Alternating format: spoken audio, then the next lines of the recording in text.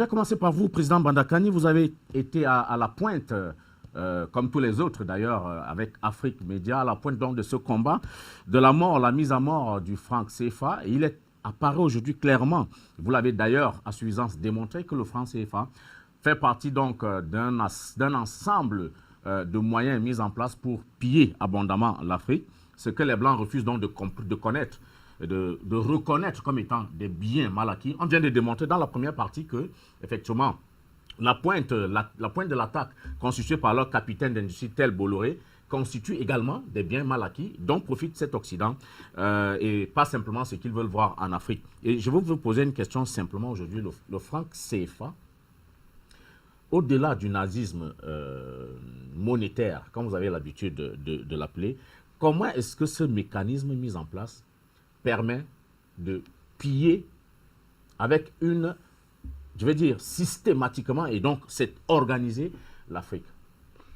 Mais d'abord, de manière fondamentale, en privant l'Afrique de ce qu'on appelle l'économie monétaire. Oui. Parce que les gens, on peut parler d'économie, mais il y a ce qu'on appelle l'économie monétaire. C'est-à-dire qu'il y a des marges de manœuvre extraordinaires que donne à un pays l'économie monétaire. C'est-à-dire que fabriquer, l'art de créer de la monnaie, créer la création monétaire, ce que j'appelle l'économie monétaire. La création monétaire, aujourd'hui, qui est le privilège, je suis poli, c'est un domaine réservé, vous voulez dire. Vous êtes gentil, c'est de la violence, c'est-à-dire que par la force, c'est de la violence. Il y a un système international qui s'est accaparé ce droit, que ce soit au niveau du FMI mondial. Parce qu'on appelle le tirage spécial, c'est quoi? C'est la création monétaire. C'est bon, c'est quoi? Vous avez des pays, quand ils sont en crise, ils créent de la monnaie. Simplement, ils créent de la monnaie. Ils font jouer la planche à billets. Tout à fait. Donc, tout ça a été organisé pour priver l'Afrique de ce qui est l'une des bases fondamentales de l'économie. C'est-à-dire ce qui fonde la capacité à dire qu'on fait de l'économie la création monétaire. C'est-à-dire qu'on ne peut pas créer de la monnaie. Quand on veut, il n'y a pas d'économie. Donc, à ce niveau, il y a ça. Et la France, donc, a décidé donc, de s'accaparer ce pouvoir, de créer de la monnaie à la place des Africains. Mais c'est même plus grave parce qu'elle ne crée même pas. C'est-à-dire, elle fabrique des billets, mais elle ne crée même pas. Parce que vous allez voir que la France n'est qu'un courroie qui le conduit tout droit au système financier international, FMI, Banque mondiale, où elle parle à l'autre nom à travers une garantie qui n'existe pas. C'est-à-dire que la France n'est qu'un courroie. Elle perçoit, c'est comme le négoce, elle perçoit des royalties, elle prélève, parce que elle est quoi? Elle est le masque qui empêche de voir quels sont ceux-mêmes qui sont en train de nous priver de l'une des bases fondamentales de l'économie, à savoir la création monétaire. Donc le système qu'on appelle le franc CFA participe de cela. Donc vous ne pouvez pas créer de la monnaie, mais il y a plus grave. On devrait démontrer ça ici. Oui. C'est-à-dire qu'on vous interdit de gérer vos avoirs. Il y a là une dimension il y a là la négation de votre personnalité, votre humanité. C'est une violence absolue, Bongo, parce que vous travaillez.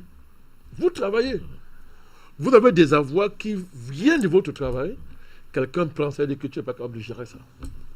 La personne qui prend ne travaille pas à ta place. Parlons terre à terre. Il travaille pas. C'est toi qui travailles. Tu bosses, tu travailles. Quand tu génères des revenus, quelqu'un vient, il prend. Il garde chez lui, il dit que bon, ok, tu ne peux pas gérer tes revenus. Tu ne peux pas gérer les avoirs qui sont dus à ton travail parce que tu es un gamin, tu es un enfant, tu n'es pas encore entré dans l'histoire. Moi, je gère ça à ta place. Et qu'est-ce qu'il fait? Tu produis 100 francs, parlons comme ça. Il prend 75%. On dit 50% là, c'est pas vrai. Il prend 75%. Dans 75 francs. Oui, il prend ça. Il prend 75 francs. Il dit que tu veux prendre 25. Dans les 75 francs qu'il a pris, il dit qu'il y a 50 que tu dois mettre ici là parce que ça doit garantir tes importations, ça doit faire ceci. Écoutez bien, ça doit faire ceci. Si il reste 50 francs, mais sur les 50 francs, là, tu peux prendre 25. Si tu vas au-delà de 25, c'est une dette. C'est une dette. C'est-à-dire que je te prête ton argent. Et quand je te fais ce prêt-là, j'y prélève des intérêts. C'est ça. Parce que je te vends ton argent, il prend ça. Et maintenant, vous voyez bien qu'il reste 25 francs. En plus de 20, c'est-à-dire que, regardez bien comment les 100 francs sont repartis. 25 francs, c'est 25 francs. Il garde ça pour lui directement, pour ses spéculations à lui, tout ça qu'on soit. Mais à toi, il te dit, je garantis ta monnaie. Il dit, je t'apporte une garantie, ta monnaie. Donc, c'est un système dit c'est un système carrément de vol qui empêche aux Africains d'avoir les avantages de l'économie monétaire digne de son nom.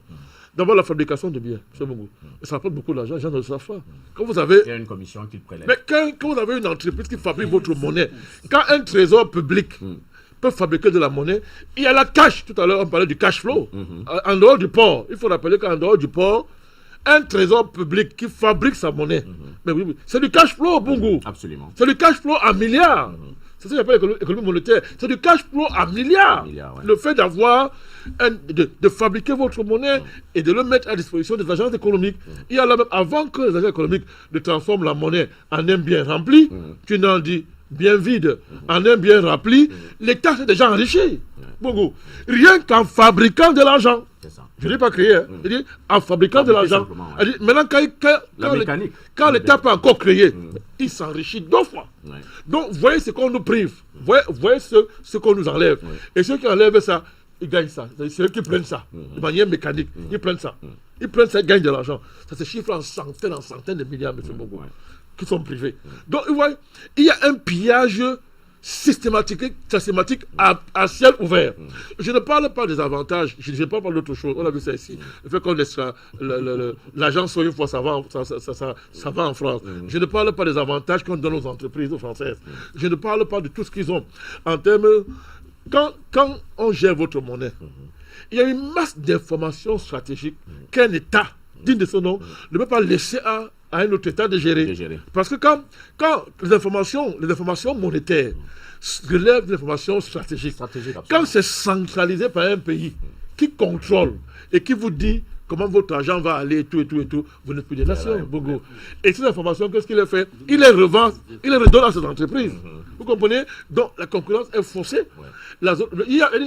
L'économie du pays est bloquée.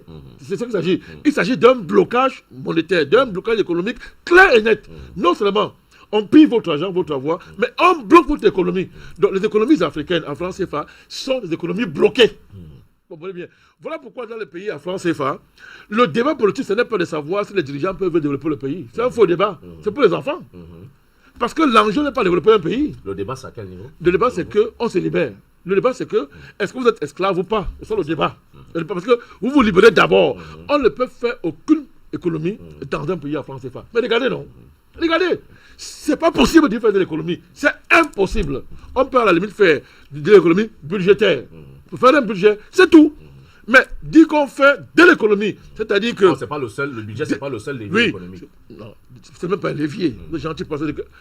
C'est quoi le franc CFA? Avant, on envoyait un petit budget que le gouverneur colonial gérait. Le gouverneur colonial, pour entretenir le petit état colonial de l'époque. C'est le blanc qui était là. On l'appelait haut commissaire. Le haut commissaire avait un budget, Bongo. C'est tout. Il avait un budget. L'État qui remplace le haut commissariat a dit que dans l'esprit colonial, c'est la même chose. C'est-à-dire qu'il doit gérer un budget. C'est-à-dire quoi? Une part qu'on décaisse de la métropole. Écoutez bien. Un transfert qu'on décaisse de la métropole pour envoyer, n'est-ce pas, dans la colonie pour que le gouverneur colonial gère. Ça n'a pas changé. On a beau appeler ça budget. C'est ça l'économie budgétaire. Donc, les véritables tâches de l'économie, à savoir l'industrie, c'est Bongo. La transformation des biens de leur état primaire aux différentes étapes de leur finitude, on vous interdit ça. C'est interdit, M. Bongo. Vous, c'est-à-dire que toutes les différentes étapes de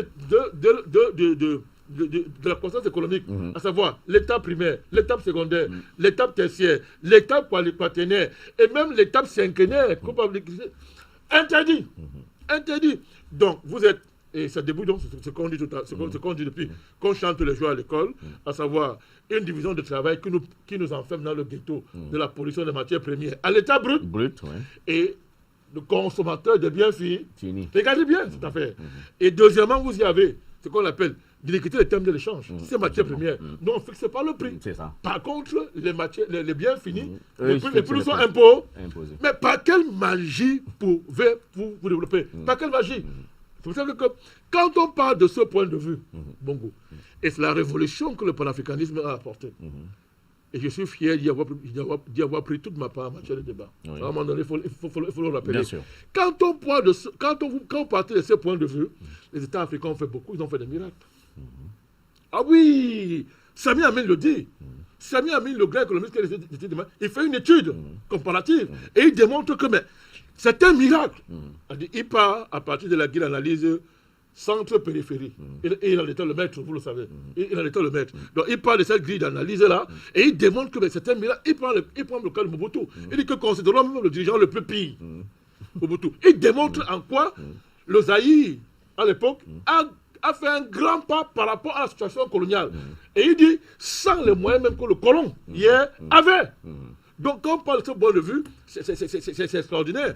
Donc le truc monétaire CFA, c'est un crime politique. C'est d'abord un crime contre l'humanité, un crime de crime. C'est un crime politique, c'est un crime économique, c'est un crime culturel, c'est un crime social, c'est un crime global. C'est-à-dire que il est, à tout point de vue, une catastrophe et une calamité, n'est-ce pas, qui est inacceptable.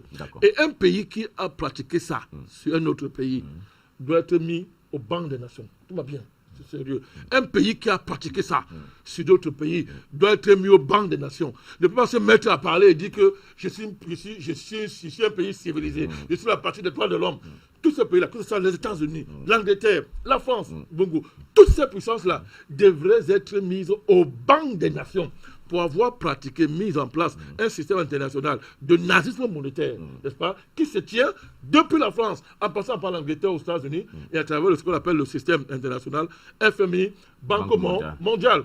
Donc le défi du franc CFA, et je vais chuter, vous me demandez de chuter, je l'avais déjà dit depuis très longtemps. Pour moi, le franc CFA est mort, Bongo. Les manœuvres de la France, les fanfaronnables pitoyables des dirigeants français qui pensent qu'ils peuvent recréer un franc CFA à travers un faux écho Wacron nous font sourire. La preuve, ils sont agités à Lomé. Notre ami Kakuna Bukpo, on avait une certaine estime, mais on connaît très bien ce que nos agrégés à navigation peuvent nous servir. Ils ont dansé à Lomé là pour dire que l'état général de l'économie, machin, qu'on soit à Lomé. Vous avez dit, non, M. Bongo, ça a été renvoyé en 2000 combien 2027. Vous savez pourquoi? Mais ça, c'est pas faisable. D'accord. Sur le plan politique, c'est pas faisable. Vous allez faire comment pour intégrer le Niger dans le Ghana dans une sorcellerie pareille? Vous comprenez? C'est pas, il ne suffit pas de réunir de faux experts quelque part. Ibrahim Bavard, lisez le rapport final. Lisez le rapport final de Lomé. Après avoir fait des jours pour soi-disant des experts, des savants en économie, et même après, pose au point qu'il y a. Il met sur la table des contraintes structurelles majeures qui sont le préalable même à la mise en place. Tout à fait. Il dit, écho, d'ici 2027, qu'est-ce qui va se passer? Il se passera beaucoup de choses. C'est pour ça que je suis en train d'expliquer que nous avons dit ici à un moment donné, quand le combat a pris un virage, j'ai commencé à dire ici que la lutte contre le franc CFA, c'est la lutte contre la France. Oui, il n'y a pas de débat là-dessus. Et il faut l'intensifier jusqu'au bout. Mais c'est aussi la lutte contre le système financier international. Et sur ce terrain-là,